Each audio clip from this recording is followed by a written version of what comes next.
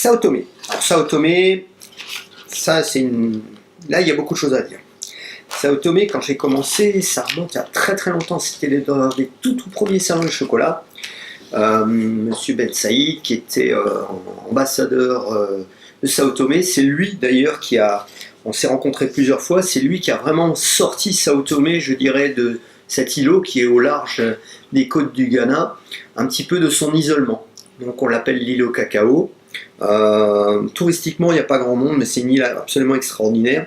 Et si on veut, ça a été une colonie portugaise jusque dans les années 75, je crois. Et là, effectivement, j'ai eu l'occasion de goûter plein de choses de Sao Tomé.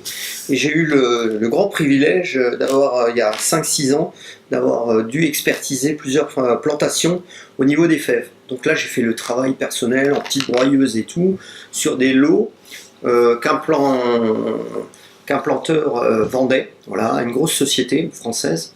Et il y avait des lots de différentes parcelles. Donc certaines parcelles étaient identifiées sur des variétés, d'autres c'était des hybridations locales, comme j'en ai parlé avant, où effectivement il y a eu des apports de différents arbres de différents endroits. Donc à un moment il y a une hybridation qu'on appelle naturelle, qui est très intéressante. Et après il y a l'apport de l'aménolado. Et effectivement dans certaines parcelles où l'aménolado, typique du Brésil puisque c'est son point de départ, est trop présent, ça donne ce côté sel de cheval. Voilà. Donc quand c'est bien, quand il y a un apport de différentes choses et c'est mieux hybridé, ça donne des choses en construction aromatique plus intéressantes. Donc effectivement, colonie portugaise, donc le Brésil était le point de départ, donc automatiquement on ramenait tous les arbres de là-bas. Donc souvent il y a sur certaines parcelles, encore au jour d'aujourd'hui, on retrouve le goût du Brésil. Voilà. Donc on peut dire que quelques siècles après, on retrouve toujours ce goût-là. Et c'est intéressant parce qu'on peut retracer de la géographie des arbres, de leurs différents apports.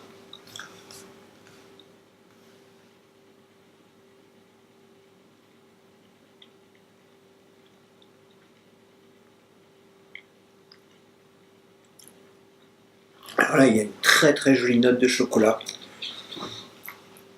Assez indéfinissable, mais quand même sur une note légèrement mielée. Là, on peut dire qu'on est sur un très grand Sao Tomé. Parce qu'effectivement, il y a une richesse et une abondance, je dirais, des différentes variétés qui fait qu'on ne retrouve plus, comme je l'ai dit avant, sur certaines parcelles, ce côté un petit peu vulgaire. Moi, je l'appelle le vulgaire. Voilà, je prends mes engagements, c'est comme ça.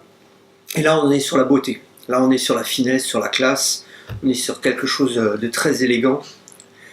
Et c'est vrai que des Sao Tomé de ce niveau-là, on n'en retrouve pas souvent. Voilà, parce que là, on est sur quelque chose qui a de la profondeur, qui a de la longueur, qui a du charisme, mais en même temps un côté très agréable et très fin.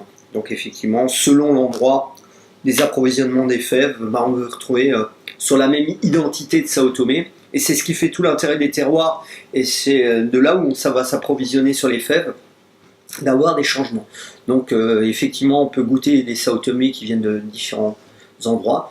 On sera toujours sur une appellation Sao Tomé, mais après, selon l'endroit où on va se procurer ces fèves, on va avoir des choses très différentes.